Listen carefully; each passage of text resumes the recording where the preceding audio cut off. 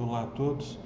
Quero primeiro apresentar meus cumprimentos aos participantes e um agradecimento especial à doutora Ana Iancarelli pela gentileza do convite, que me lisonjeou bastante, doutora Ana. Muito obrigado mesmo.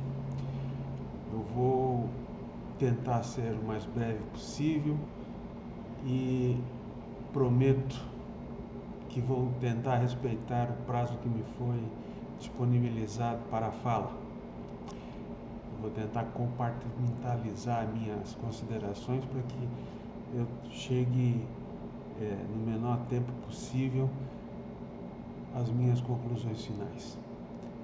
Mas quero renovar aqui de novo meus agradecimentos a todos e minhas escusas, porque eu não tenho muita afinidade com câmeras e eu prefiro a escrita. Mas enfim, a causa vale. O tema é tormentoso, né? A alienação parental é uma avalanche nas varas especializadas, né? Tanto na infância e juventude como naquelas de família principalmente. Ela passou a ser um argumento para tudo e toda ocasião, assoberbando os tribunais com alegações e alegações nesse sentido.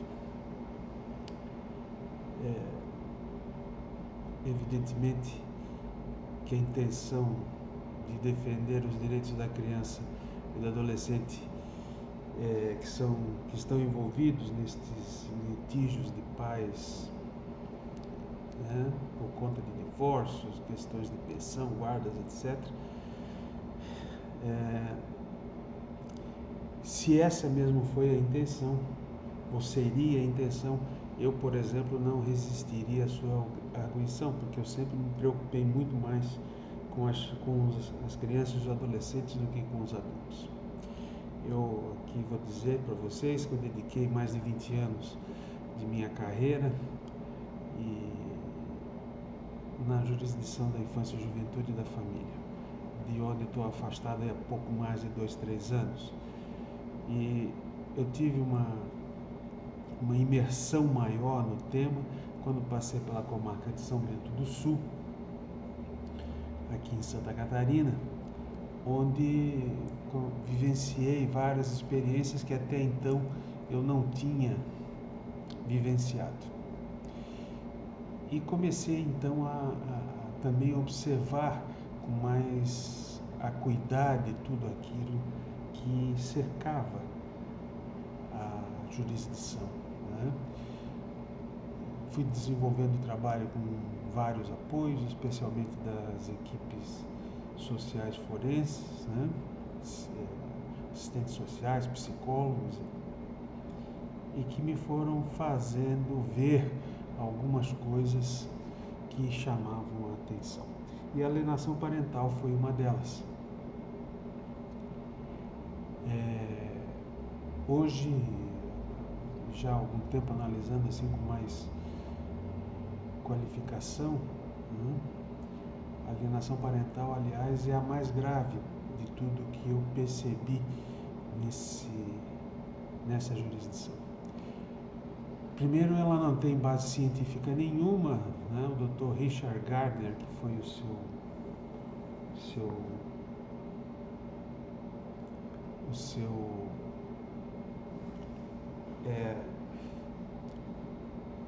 que foi quem fundiu o conceito, né? Quem cunhou o conceito, era um egocêntrico psiquiatra americano. Ele nunca conseguiu publicar seus trabalhos a respeito disso, justamente pela falta de técnica, pela falta de cientificidade de suas conclusões, né? E faltava muita pesquisa séria a respeito. E ele, nada obstante todas essas recusas, né, que nunca teve um trabalho dele publicado nas grandes revistas médicas e científicas, ele as publicava na própria editora, apesar disso, isso não foi um obstáculo para ele, passou a se utilizar dela como meio de subsistência.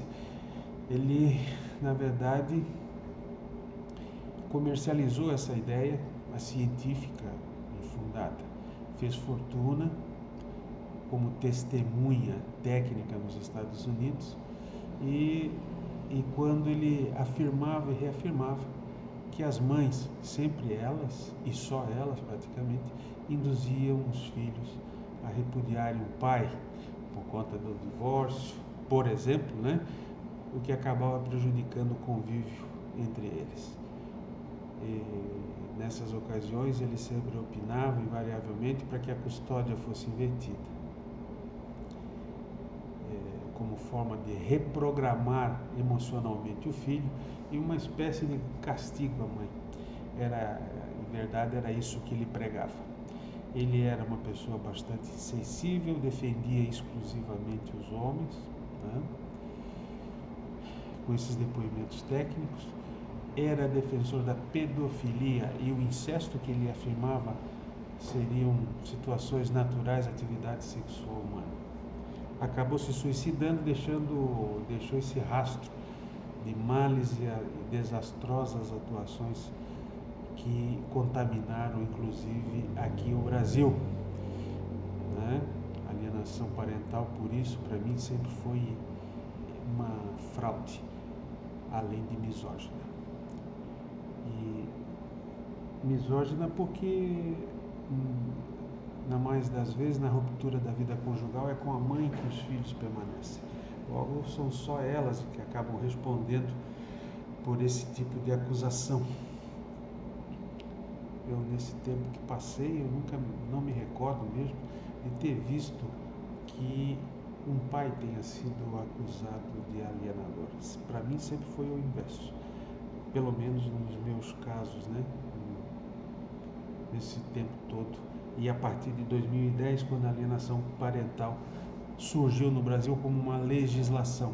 Aliás, é estranho, né? Nossos legisladores, adeptos de modismos aí, que adoram grandes plateias e lhe acrescentam votos, hoje deve ser o único país do mundo que ainda tem no seu ordenamento um dispositivo da espécie, a tal lei 12.318.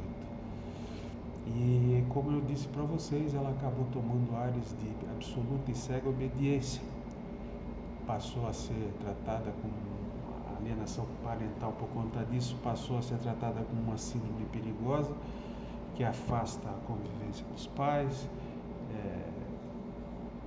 e foi trazendo muitos problemas para muitas pessoas, mães, pais, avós e principalmente às crianças e os adolescentes.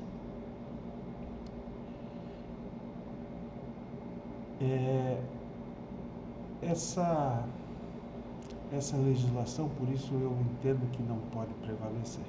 Ela precisa ser revogada com a urgência necessária e os operadores do direito, principalmente os julgadores, os juízes, como eu, tem que ter a sensibilidade necessária para, nessas ocasiões, dessas argumentações, apreciar com mais tranquilidade, com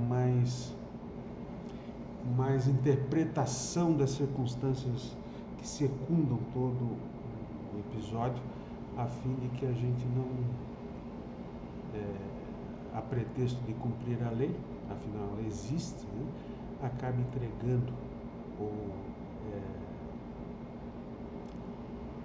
trocando a custódia, a guarda dos filhos, que acaba, sem ouvi-los, principalmente, o que acaba por possivelmente causar mais transtornos ainda, até porque às vezes, porque um dos motivos, uma das intenções menos nobres dessa alegação da alienação parental, a gente vê nas ações penais aí por conta de violência sexual, né?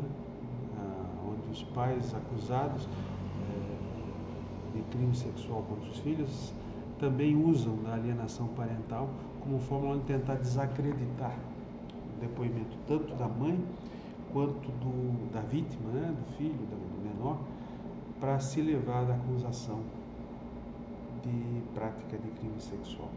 Então isso tudo dá uma noção de que nós juízes e demais operadores, os psicólogos que atuam na área da infância e juventude, os assistentes sociais judiciais, que também têm uma importância tremenda nessa avaliação, que se tenha muito cuidado, muita expertise para